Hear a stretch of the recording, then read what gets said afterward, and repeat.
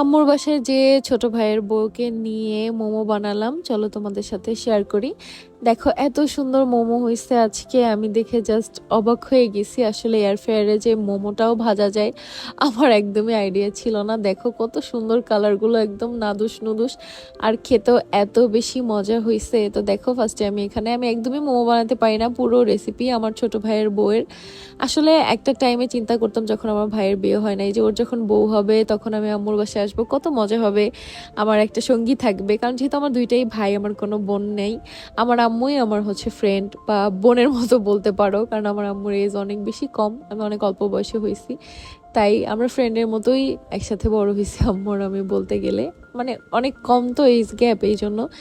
যাই হোক, তো এরপরে যখন এখন আমার ভাইয়ের বউ আছে, আমি যখনই এ বাসায় যাই তখনই আমার এত শান্তি শান্তি লাগে যে এখন আমার একটা সঙ্গী আছে। মাশাল্লাহ, আমরা সেম সেম ড্রেস পরি, আমরা অনেক বেশি এনজয় করি। আর আমার যেতে ইচ্ছা করে না এই বাসা থেকে। যাই হোক, দেখো এয়ার ফ্রায়ারে কত সুন্দর হচ্ছে আমরা মোমো বানায় ফেলছি।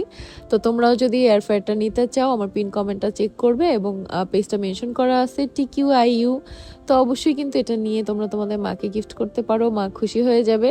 আর এভাবে মজার মজার রেসিপি বানাতে পারো, একদমই তেল ছাড়া। তেল টেল খাওয়া কিন্তু এখন স্বাস্থ্যের জন্য অনেক বেশি ক্ষতিকারক, তাই সেগুলো অ্যাভয়েড করার জন্য কিন্তু এয়ার ফ্রায়ার সবার ঘরে একটা থাকা মাস্ট। রিজনেবল প্রাইসের মধ্যে কিন্তু এটা খুবই ভালো।